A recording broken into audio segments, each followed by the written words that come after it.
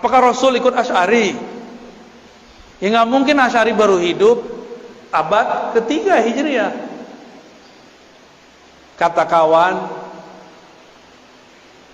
ente mazhab Syafi'i, tapi kok akidahnya Asy'ari? Coba, Syafi'i ikut Asy'ari nggak? Saya sudah sering mengatakan pertanyaan begini, pertanyaan yang bisa menjebak dirinya sendiri. Syubhat itu masuk ke pikiran kita, Pak. Dulu saya begitu. Sampai 2006 saya belum yakin Asy'ari sebagai imam ahli sunnah. Bayangkan, sampai tahun 2006. Jangan sampai Bapak tahun sekarang masih belum yakin juga Asy'ari sebagai imam ahlus sunnah. Cukup saya yang terakhir begitu, Pak.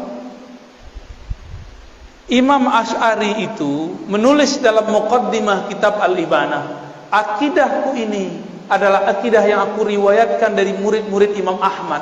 Akidah ini akidah Imam Ahmad bin Hanbal. Ahmad bin Hanbal mengambil akidahnya dari Syafi'i, Imam Syafi'i dari Malik, Malik dari Nafi', Nafi' dari Ibnu Umar, Ibnu Umar dari Rasulullah sallallahu alaihi wasallam. Sebelum Imam Bukhari, orang pakai hadis apa? Imam Bukhari, tahu Imam Bukhari? Lahir akhir abad kedua, wafat pertengahan abad ketiga. Sebelum Imam Bukhari, ikut sunnah lewat siapa? Lewat Imam Syafi'i. Imam sunnahnya Imam Syafi'i. Coba lihat gelarnya Imam Syafi'i, Imamus Sunnah. Keberhasilan seorang guru jika muridnya lebih populer darinya, lebih terkenal dalam hadis darinya. Imam Syafi'i punya murid Ahmad bin Hanbal, Imam Syafi'i punya murid Al-Qarabisi, punya murid Al-Humaidi, mereka punya murid namanya Al-Bukhari. Al-Bukhari lebih terkenal dalam hadis daripada kakek gurunya Al-Imam Syafi'i. Walaupun Bukhari punya kitab Tauhid di Sahih Bukhari, tapi yang lebih terkenal sebagai Imam Tauhid adalah murid dari muridnya, yaitu Imam Asy'ari. Imam Asy'ari itu berguru ke murid-muridnya Imam Bukhari, maka akidahnya sama. Saya pastikan dan saya jamin akidah Asy'ari itulah akidahnya Bukhari. Saya tanya lagi, sebelum Bukhari kalau ikut sunnah lewat siapa? Ini yang disebut sanad. Jadi jangan kebalik-balik. Kenapa kita nggak ikut akidah Syafi'i saja? Ya, Imam Syafi'i tidak menulis risalah dalam akidah, tapi pernah mengkalamkan tentang akidah. Kalamnya dikumpulkan oleh para imam, masuklah ke dalam kitab Al-Baihaqi, judulnya Manaqib Al-Imam Syafi'i. Muncullah orang memfitnah akidah Asy'ariyah berbeda dengan Asy'ari. Sok tahu ente ya, memalsukan sejarah Imam Asy'ari itu bagi mereka biasa.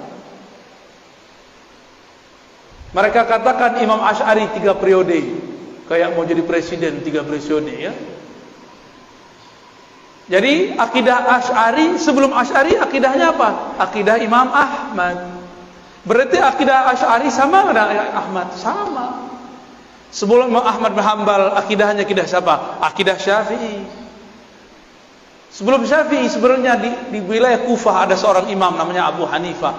Akidahnya akidah Imam Abu Hanifah. Dari Abu Hanifah turun nanti ke Tohawi, turun nanti ke Maturidi.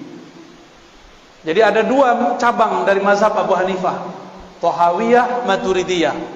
Cuma mereka tidak tinggal di ibu kota umat Islam, yaitu Baghdad.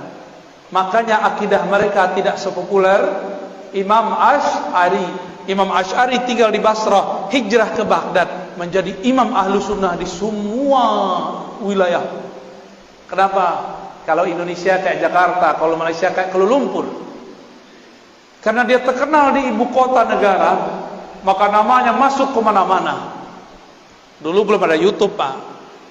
Ya, kalau ada YouTube, mungkin Imam Tahawi bisa jadi lebih populer, Imam Maturidi lebih populer mungkin.